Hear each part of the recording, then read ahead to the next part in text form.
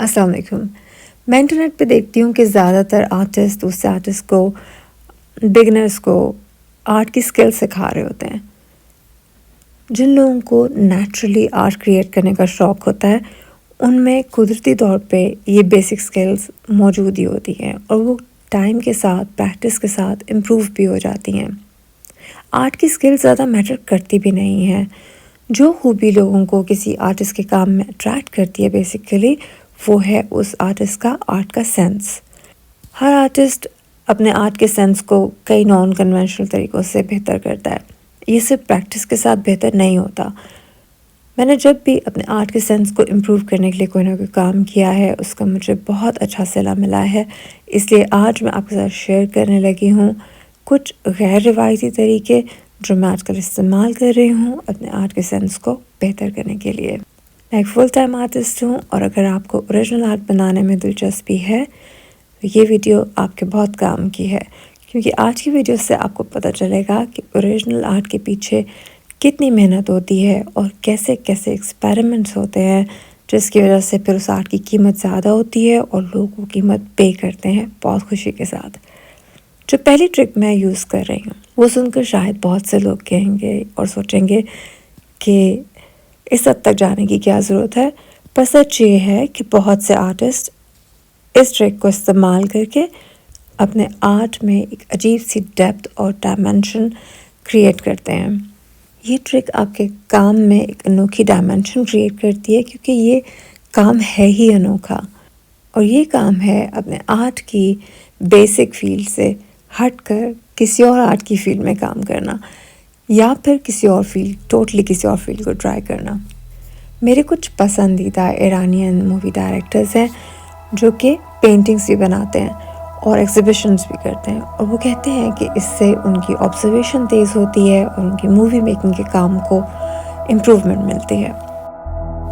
मुझे पेंटिंग के साथ मूवी डायरेक्शन का शौक़ है, मूवी मेकिंग का शौक़ है, तो मैंने कुछ डॉक्यूमेंट्रीज़ और कुछ ऑटोबायोग्राफीज़ बनाकर अपने चैनल पर अपलोड की हैं। आज जो वाक़या मैं आपको सुनाने लगी हूँ, इसमें एक पैरानॉर्मल एक्टिविटी है। इस प्रैक्टिस से मुझे चीज़ों को एक ब्रॉडर पर्सपेक्टिव में देखने का नज़रिया मिला है।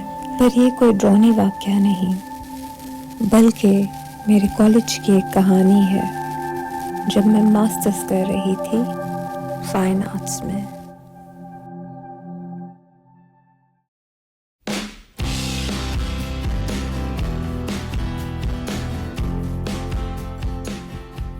अकेले ग्राउंड से गुजर कर जाना मुझे वैसे भी सेफ नहीं लग रहा था। प्रिंसिपल आमतौर पे ऑफिस में होती भी नहीं थी, पर उनका स्टाफ ऑफिस में ज़रूर मौजूद होता था। मैं अगर किसी तरह ऑफिस पहुंच जाती तो उनके स्टाफ को सारी बात बताकर वहाँ प्रिंसिपल का इंतज़ार कर सकती थी। अगर आप पुराने फेमस आर्टिस्ट को देखें तो उनमें से कई मैथमेटिशियंस थे, साइंटिस्ट थे। ये बातें मिलकर आपके दुनिया को देखने और समझने की हिस्स को तेज़ करती हैं। आप पेंटिंग के साथ फोटोग्राफी कर सकते हैं। आपको अगर लिखने का शौक़ है तो फिर आप लिखा करें। इस तरह आपको इंसानी नफ्सियात का इल्म होता है और जज्बात के बगैर कोई भी आर्ट वर्क अधूरा होता है। यही वजह है कि कॉपी वर्क ओरिजिनल जैसा कभी नहीं नज़र आता, क्योंकि कॉपी करने वाले के पास वो जज्बात और वो समझ बूझ नहीं होती जो ओरिजिनल बनाने वाले के पास थी। दूसरा तरीका जो मैं अपना रही हूँ वो है फ्यूजन का। आपको अपने और अपने कंटेम्प्रेरी आर्टिस्ट में अगर कोई उनके काम में कमी नज़र आती है और किसी पुराने आर्टिस्ट के काम में वही चीज़ परफेक्शन में नज़र आती है, तो आप उस पुराने आर्टिस्ट की टेक्निक को सीख कर उसको अपने ही स्टाइल में यूज़ कर सकते हैं। ये फ्यूजन आपके काम को बहुत यूनिक बना देगी। इस चीज़ को मैंने सिंप्लीफाई करके इस्तेमाल किया है। मुझे लगता है कि मेरे काम में और बहुत से आर्टिस्ट के काम में रोशनी और अंधेरे को कैप्चर नहीं किया जाता एक साथ ही। तो मैंने इस पेंटिंग को चूज़ किया, लेडी विद एन आर्मन। इसमें रोशनी को रोशनी की तरह दिखाया हुआ है और अंधेरा अंधेरे जैसा लगता है। तो मैंने इसको जूम इन करके इस आर्टिस्ट की टेक्निक को बहुत गौर से देखा है और इसको अपने काम में यूज़ कर रही हूँ। मेरा काम इस आर्टिस्ट के काम से बहुत मुख्तलिफ है, इसलिए ये फ्यूजन बहुत यूनिक है। तीसरी चीज़ मैं ये कर रही हूँ कि जो भी कैनवस का पीस मिलता है मैं उस पर कुछ ना कुछ पेंट ज़रूर करती हूँ, कुछ भी ज़ाया नहीं जाता, हर चीज़ पे मैं पेंट करती हूँ। मगर आप कहेंगे कि इसमें यूनिक बात क्या है? इसमें यूनिक बात ये है कि उस कैनवस के पीस को फिर इस्तेमाल भी करना है, कहीं ना कहीं उसको सेल करना है, और सेल करने के लिए कुछ क्रिएटिव तरीके सोचने पड़ते हैं, और जो पीस इस्तेमाल नहीं भी होगा वो इंस्पायरेशन के लिए यूज़ हो जाएगा या फिर फ्यूचर में यूज़ हो जाएगा।